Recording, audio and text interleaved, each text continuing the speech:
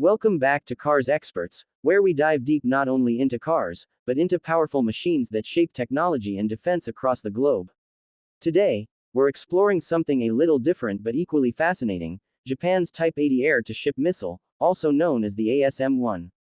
This isn't just a missile, it's a product of high-tech engineering, strategic thinking, and a reflection of Japan's commitment to defense self-sufficiency.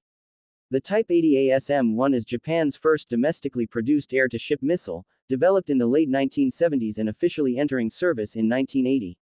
While it's known as the Type 80, it's a system that's been continuously upgraded and evaluated, making it relevant even in 2025 from a historical and technological perspective. What makes the ASM-1 special isn't just its capabilities but the story behind its development. In the years following World War II, Japan adopted a strictly defensive military policy. The Japanese self-defense forces were created to protect the country without projecting power offensively. This unique doctrine meant that any weapon system had to be designed with precision, efficiency, and clear purpose. That's where the ASM-1 comes into play. Japan needed a missile that could counter the growing naval presence in nearby waters, especially during the Cold War era when regional tensions were high. The Type 80 ASM-1 was designed by Mitsubishi Heavy Industries, one of Japan's leading aerospace and defense manufacturers. It was based on the American AGM-84 Harpoon missile but developed with significant domestic input to ensure full operational independence. The missile weighs around 600 kilograms, is 4 meters long, and carries a high explosive warhead of around 150 kilograms. It has a range of approximately 50 kilometers, which, at the time of its deployment, was considered adequate for deterring and disabling hostile warships operating near Japanese waters. It's launched from fixed-wing aircraft such as the Mitsubishi F-1 and the later F-2 support fighter, both of which were also domestically developed. The missile flies at subsonic speeds, skimming low over the sea to avoid radar detection, a flight profile known as sea skimming. Its guidance system combines inertial navigation with active radar homing, allowing it to locate and target enemy ships with high accuracy in the final moments of flight. One reason the ASM-1 is still discussed today is that it laid the groundwork for a series of missile upgrades.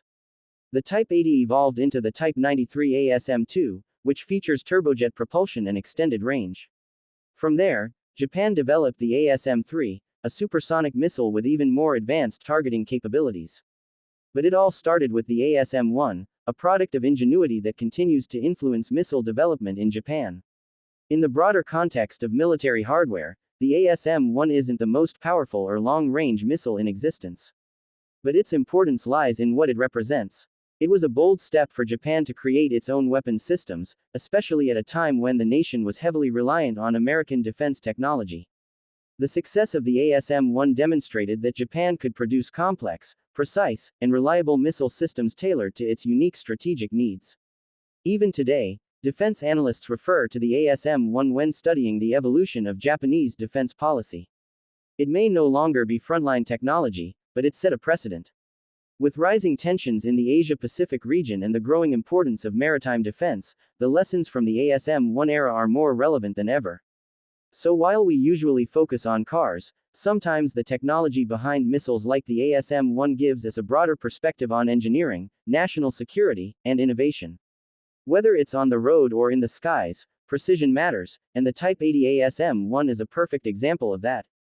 Thanks for watching Cars Experts, and stay tuned for more in-depth looks at machines that move the world.